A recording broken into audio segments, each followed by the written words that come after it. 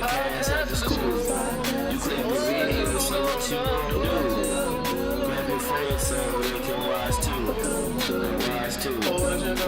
All right, we're live, man. Devil's Advocate Podcast, episode uno.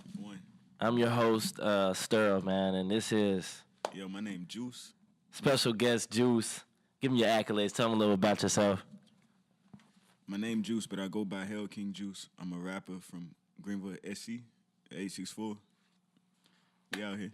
No doubt. So, obviously happy to have you here. I'm gonna set this up live. We're gonna go live, man. We're gonna go live while we doing this. But happy to have you on the podcast. Obviously, this is the first episode, so you know what I'm saying, we're working out the kinks, we're working out the sound and equipment and everything. But to start off, big issues. This podcast is, you know what I'm saying, we take situations, we're gonna flip it, we're gonna talk about the other side, talk about, you know what I'm saying, how, you know, everybody takes one side of the story, but for something to truly be looked at and put under a microscope, you know what I'm saying, you gotta look at both sides. So, first topic, obviously, that I like to bring up is technology. Is it a blessing? Is it a curse? Like we were saying earlier, we were talking earlier, seems like nowadays everybody does everything for the snap. Everybody does everything for Instagram, and it's like, where's the real life connection with people? Because people feel like they know each other off Snap now. You be like, yo, you know him? I know him off Snap. Like, you don't know this. I know him on Twitter. Yeah, you know him on Twitter. Like that doesn't count. Do you know him? Like, but that's the thing. People don't get to know each other. Right, and I bring that up a lot when I say genuine intimacy, and what I mean by that is like actually getting to know somebody. Like, you know what I'm saying? Back in the day, you used to know somebody's, you know what I'm saying, how many brothers you got, you know what I'm saying, how you doing. And it's not just like what you post on Snap, because what you put on Snap and Instagram is what you want people to see. You know what I'm saying? So you're not going to put up when you have a bad day. Or if you are, you're just doing it for the clout. You know what I'm saying? You want somebody to snap. Yeah, you want somebody to feel bad for you. So how you feel about, like, doing it for the Snap, I would say? I feel like, low-key, it is taken away from being in the here and the now. Like, right. People at a party... You know, they got the party. They had the party on Snapchat. They're not at the party. Exactly. People, their priority is really funny in 2018. Like what is the priority in 2018? To be seen. Yeah. To be somebody. You feel me? To be somebody you're not most times. Word. And that's what happens. A lot of people use like Snap and Instagram as like a costume. You know what I'm saying? A fake facade. Like, and then it's bad because people actually know you. Like, oh, you don't act like this. Like, you really just doing this for the Snap, man. That's what I wonder about, like, you know, so not bashing over it, but like those internet people who really be doing crazy on the internet just for like likes and shit. Like, is it that important? Like, you getting arrested to get 1 million likes. Was it worth it? But it's crazy that all the attention they get from that too. Like, yeah, at the same time. All right, short commercial break. We are back though. Devil's Advocate Podcast. Nonetheless, we were sort of talking about technology, blessing or a curse. So we'll talk about the blessing side now. For you, you're a local rapper and whatnot. What we said earlier, a lot of people can make their way into the music, you know what I'm saying, off of uploading to YouTube or Spinrilla or other independent sites. What's the process? What was your process? You know, tell them about your take when you dropped it and just the process of using the internet to promote something that's actually worth listening to. Yeah, you know what I'm saying? The internet is a big tool when you got music. Right. Right now, you don't really have to go through like a major record label. You could really apply for a membership to Spinrilla or make a YouTube and, you know, rock it on your dolo. Like, make your music on your own with your own team. So what was the process with yours as far as the last tape you put out? Tell them about that. And all right, so I've recently dropped a mixtape, Sauce, and I put it on my Spinrilla. And all you got to do for that is have a tape or music with your own beats, like your own copywritten music. Right. And they'll give you a membership. So. And once you get the membership? Yeah, once you get the membership, you can put whatever you want on there as your own content. Okay. So do they check it every time? Like, if you put up another tape, they're going to check your beats for the codes? They're going to check them to make sure that it's your music. Because, you know, a beat can be sold to multiple people. But once somebody buys exclusive rights, it don't matter who else got a song with it. Got you. Okay. Well, you know what I'm saying? That's our little technology spiel. You know, like I said, it can be used as a blessing and a curse. Like right now, Devil's Advocate Podcast is just going to be exclusively through YouTube, my own independent. And I feel like that's just the best way to do it nowadays. Because if you try to, you know, once you get a deal, there's so many rules and so many little things in the fine print that you can't say this, can't say that. And it's just like, it sort of takes away your artistic freedom for people who are creators and people who want to, just talk and get different viewpoints. If you know what I'm saying, if you're doing it through somebody else, you have to go through somebody else rather than. It's all about creative control, man. Right. You got to stay in control of your own CC instead content. of QC, huh?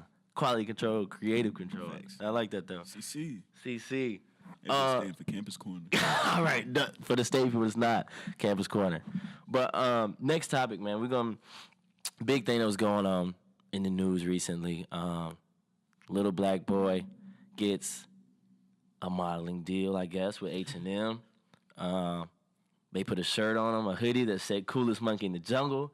People in America went crazy. Now H&Ms are getting no business and they're getting ramsacked. What's your what's your viewpoint on that? What you think? It's crazy because companies do stuff like this all the time, like on the low. It's just That's facts. like you said, social media and technology. We not missing nothing. We're not missing the beat now. Yeah, that is true though.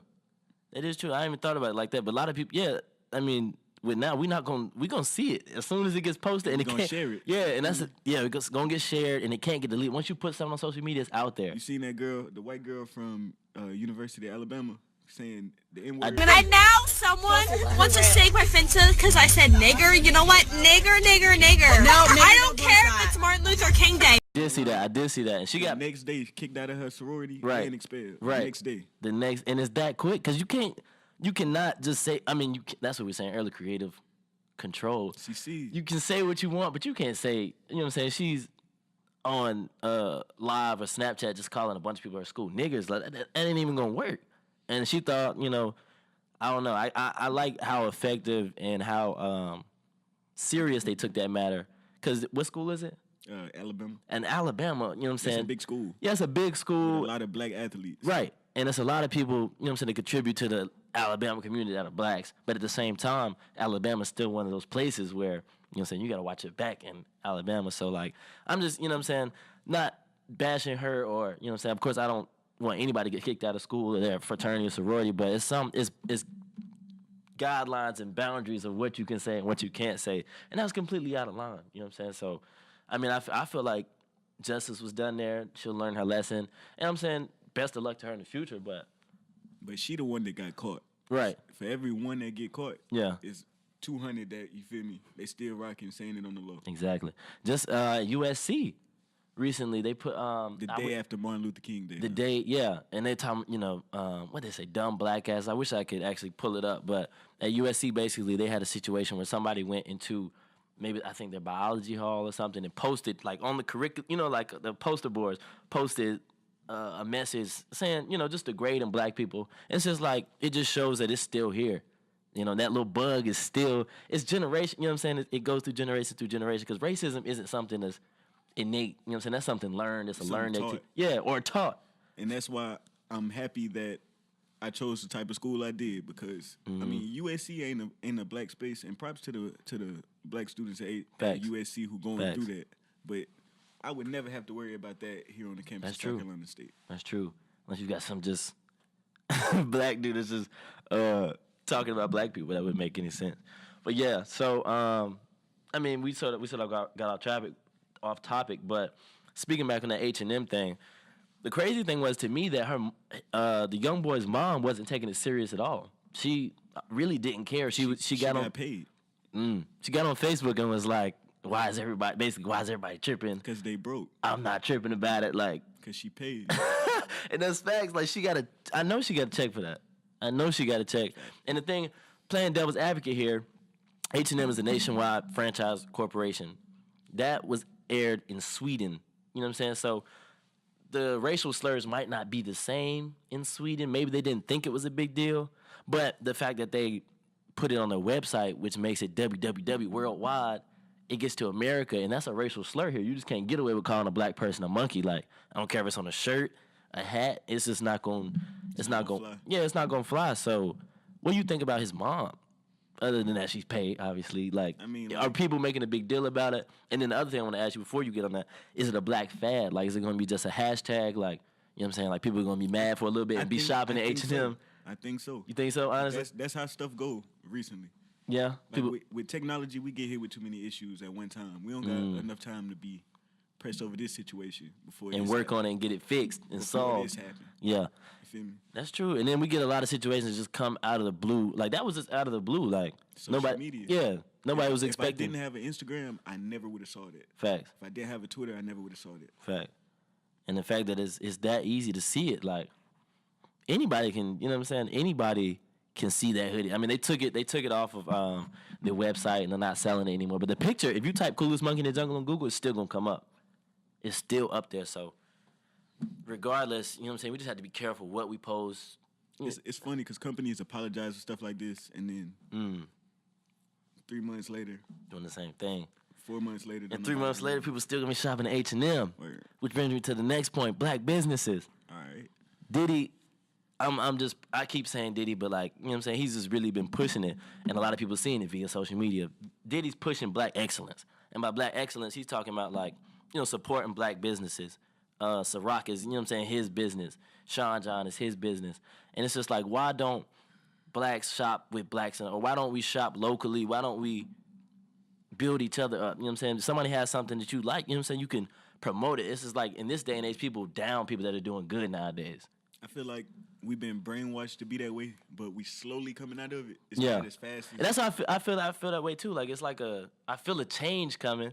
You know what I'm saying? I feel like it's more of a pressing situation. People are realizing that we out here really getting, you know what I'm saying? Like, we really getting shit on out here by big corporations and stuff like that. And it's cheaper and it's better for us if we do it for ourselves and keep it with people like us. Right.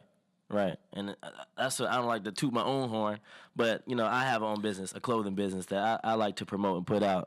But it's a lot of people on campus, you know what I'm saying, that do hair, people that sell clothes, and pretty much anything you need, you only one person away from it, and that's a fact. Anything you need, you probably one person away from getting that. That's why I love college. Like, you never know who the person, who your sweet mate might be in 10 years. That's facts.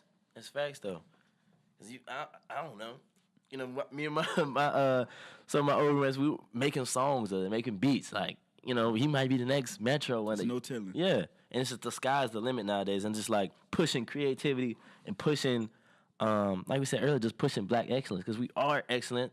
It's just like people have to, like you said, stop being brainwashed. People have to wake up and recognize we are the culture, bruh. We are the culture, and people try to act like, you know what I'm saying, black culture is not the real culture, but people. You know what I'm saying? People out here getting braids that never had braids before. People out here singing rap music that they don't know nothing about. Word. And it's just like, we are the culture, so why not, you know what I'm saying, why not why don't stamp we have that? the power like a culture? Yeah. And why do you think that is?